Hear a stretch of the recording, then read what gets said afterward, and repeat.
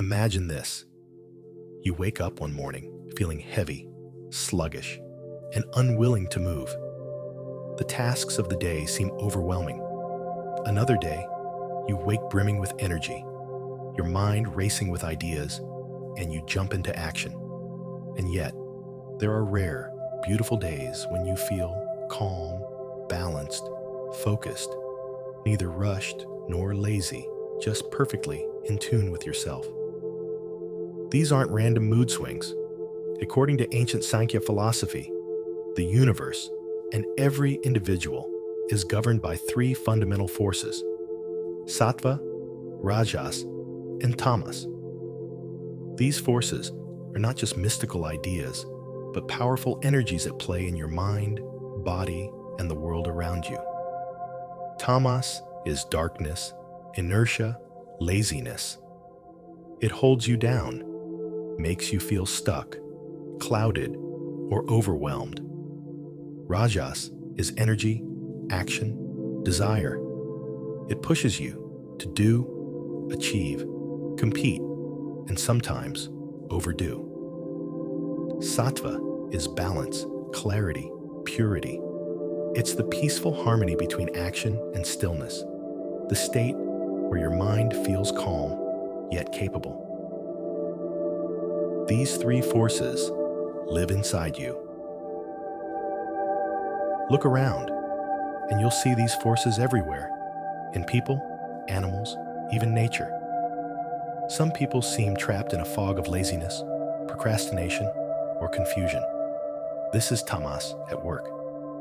Others are always on the move, rushing, striving, achieving, but often restless and unsatisfied. That's rajas driving them. And then there are those rare souls, calm, centered, radiant, whose presence feels like a breath of fresh air. They radiate sattva, the harmony that balances both extremes. But here's the truth. None of us is purely one thing. These forces shift within us from moment to moment, day to day. Sometimes tamas wins, sometimes rajas, and at other times, sattva prevails. Karma Yoga, the science of balancing life. This is where Karma Yoga, the path of selfless action, steps in.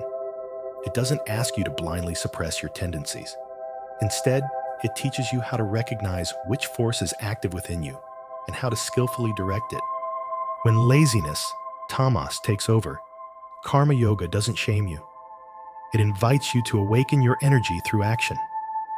When overactivity, rajas, leads to stress, it guides you towards stillness and reflection. And when balance, sattva, arises, it helps you sustain it, letting your actions become joyful, free from attachment.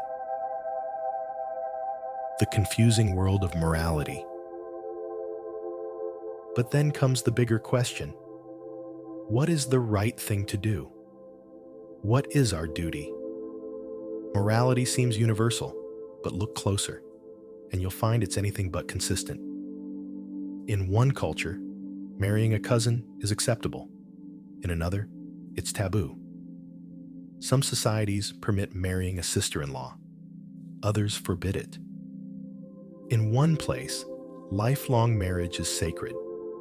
Elsewhere, multiple marriages are common. If morality differs so wildly, how can we ever claim to know what is right? The same applies to duty. What one group considers a sacred responsibility, another might view as wrong, even shameful. Soldiers, monks, doctors, entrepreneurs, all have different duties shaped by their roles, environment, and stage of life. Two ways to look at the world.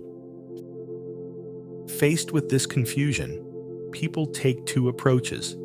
The ignorant way, believing there's only one correct path, one universal standard for everyone, and condemning anything different as wrong. The wise way, understanding that duty and morality are not rigid but fluid. They shift depending on a person's nature, stage in life, and the situation at hand. The wise see life as a series of gradations. What's right for one may not be right for another. The duty of a warrior is not the duty of a monk. The obligations of a parent are not the same as those of a renunciate. Context is everything. The puzzle of resist not evil. Consider this profound teaching repeated by sages across time. Resist not evil. On the surface, it sounds noble, an ultimate ideal of forgiveness, nonviolence, and compassion. But imagine if every person on earth suddenly stopped resisting evil. No police, no laws, no boundaries. Chaos would erupt. The strong would exploit the weak, and society would crumble. Does that mean the teaching is wrong? Number. It means the teaching is a goal, a peak to aspire to, not a starting point for everyone.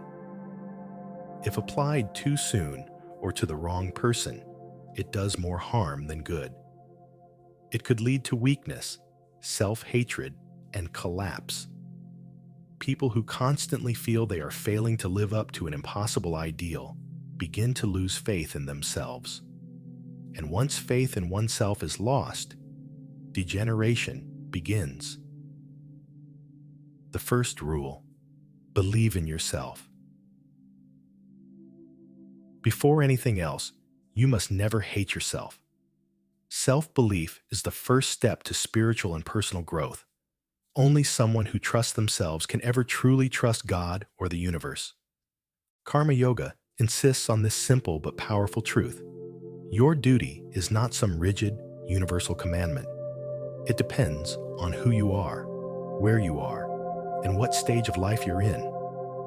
For one person, resisting evil, standing up, fighting injustice, is the right thing.